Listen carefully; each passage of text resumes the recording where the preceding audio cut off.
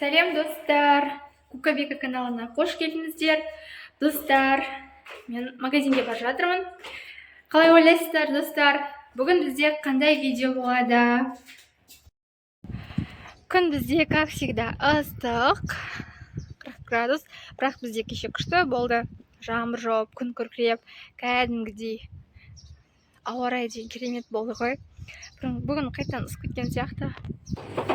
Магазинге келдім.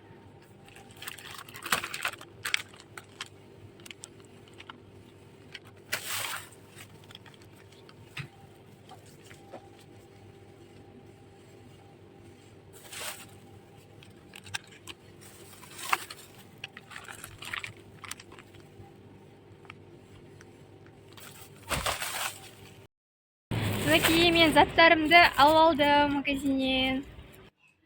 Достар, видео басында сіздерге сұрақ қойған едім ғой. Бүгін қандай видео болады деп ойлайсыздар деп. Өздеріңіз де жаңа магазинге барған видеодан көргендей, бүгін біз Milka өнімдерімен тамақтанамыз. Я, достар, сіздердің сұрауларыңызбен біз бүгін Milka өнімдерімен тамақтанатын боламыз. Енді мен үлкен Magnum сияқты магазинге барған жоқпын. Үй жақтағы кішкене магазинге бардым.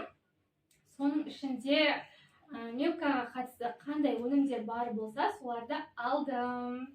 Онда, достар, бірге көрейік. Достар, мінекей мындай печенье бар екен біздің магазинімізде. Одан соң мынандай гречный шоколад. Мындай кішкентай печенье ма, бірдеңе, білмеймін. Қазір көреміз. Одан соң мынада печенье екен.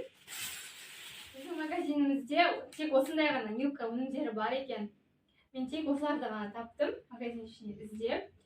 Достар, мен мына печеньені, жалпы Milka өнімдерін мен өзім де бірінші рет дәмін татып көрейін деп жатырмын, дәл қазір. Мен өз басым тәттіні өте қатты жақсы көргенмен де Milka өнімдерін ондай алып көрген емес екенмін да. Қазір, достар, сіздермен бірге осы Milka өнімдерінің дәмін тататын боламыз. Достар, кеттік. Ал, достар, мінекей мына печеньенің дәмін көрейік. Печенье бұл молочный кусочектері бар. Шоколадный печенье.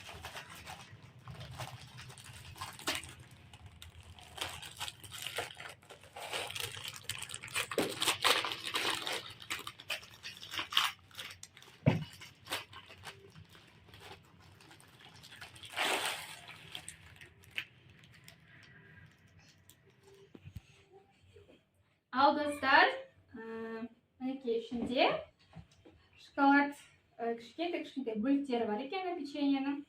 Ішінде мынандай ыдыстар тұрады екен. Енді қазір жеп көрейік.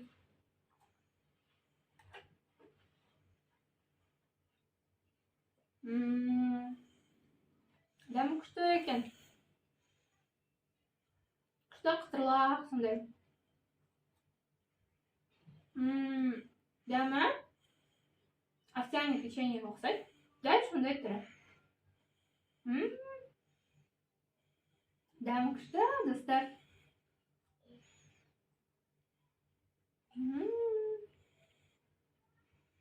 Достар, мына печенье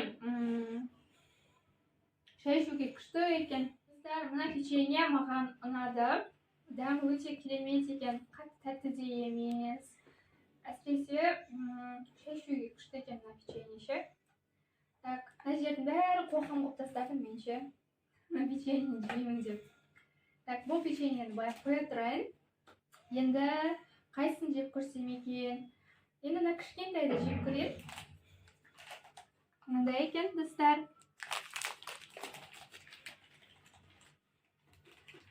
Білмеймін, бұл не екен. Қазір оқып көрейік. Бұл жерде ештеңе жазылмаған. Әйтеуір сыртында сырын түсіріп тұр ғой.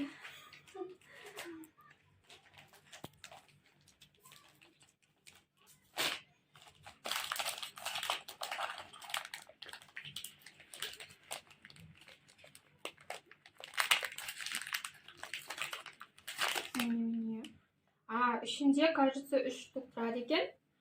Ой, жабысып қалған ба мынау. Дала ұстап қой енді. Үйге келем дегенше еріп кеткен ау деймін. Қанды жеп көрейік. Бөлініп қалып кішкентай бөлігін жеп көрейін деп жатырмын.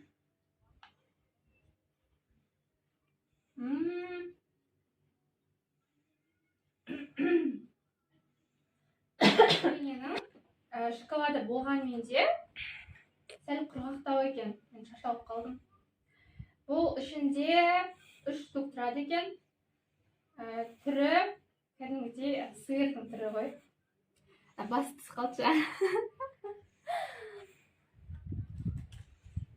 Сәл құрғақтау екен. Так, бұны былай қоя тұрайық. Достар, мен мына жердің барлығын қоқым қылып тастадым. Мен үй қасында Аслан жүр. Ойнап, маған жабысып. Бізде мына печенье ашып көрейік.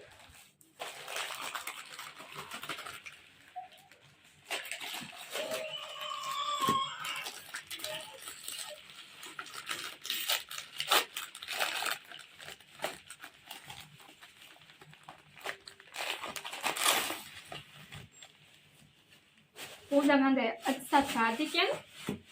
Бұл печенье сұлы қауыздары қосылған деді. Яғни овсяный печенье екен. Қазір дәмін жеп көреміз.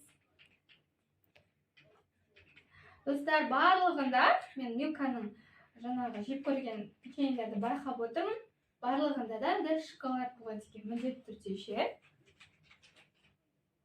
Міндетті түрде шоколадный бір шеті мысалға құрғақта болатын болса, бір шеті шоколадный болады екен. Мен соны байқадым. Ал енді жеп көрейін.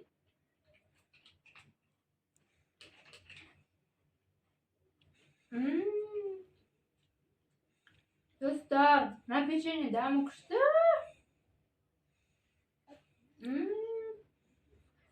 Андай не қосылған сияқты. Рафаэлланың сыртында болатын не болады ғой жаңағы? Не ойлайды, не ондайды? Рафаэлланың сыртында болатын әппақ-әппақтар ше. Атын ұмытып қалдым, достар. Сондай қосылған бұған. Достар, көрдіңіздер ма? Мені Асланда не істеп жатыр? Поддерживать етіп жатыр. Я, күшті деп. Аслан ше қасында ойнап отыр.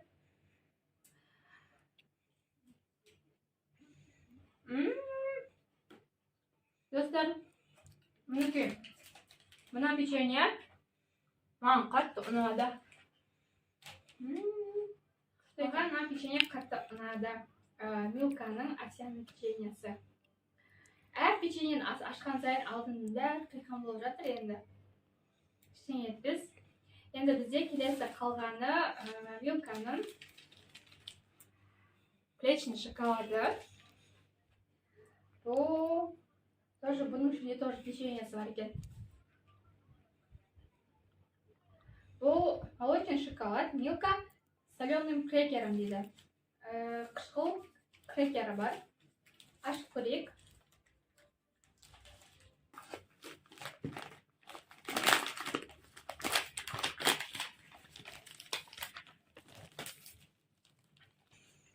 Милканың плечный шоколадын жеп көреміз.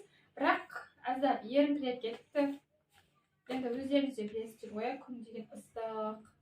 Қанша холодильникте тұрса да, уже кейін еріп кетеді.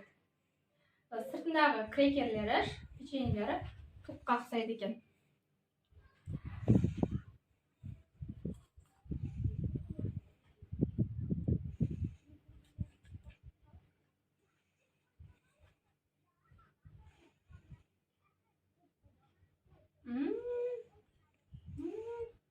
Шоколад тамам ұнады. Печенье мен шоколад араласса, дәмі күшті болып шығады екен. Печенье мен жаңағы шоколад араласқан. Әсіресе шай ішкенде күшті. Достар, мен сіздерге видео басынан бастап шай ішкенде күшті деп айтып жатырмын ғой. Осындай шоколадтармен шай ішкенді өте қатты жақсы көремін да мен. Достар, маған Милканың өнімдерінің барлығы өте қатты ұнады. Ал сіздерге ше, достар, Милканың қандай өнімдерін сіздер сүйіп жейсіздер? Қайсысы ұнайды сіздерге? қандай печенье немесе қандай шоколад комментарийға жазып кетіңіздер достар. Ал маған бүгін енді барлығы ұнады маған, бірақ ішінде ең қатты ұнағаны маған мына овсяный печеньесі қатты ұнады. Ауызға салғанда прям тайып во рту болып күшті желінеді екен да. Әсіресе құрамындағы жаңағы кокосовые стружки деп айтамыз ғой, Рафаэллоның сыртында болатын. Құрамында сондай бар екен. Прям күшті шешкен кезде, күшті кететін сияқты. Қазір Құдай қаласа шешіп көреміз осы печеньемен. Одан соң маған мына флеши шоколады өте қатты ұнады. Құрамындағына крекерлермен қосылған кезде тоже прям ауызда ерейді екен.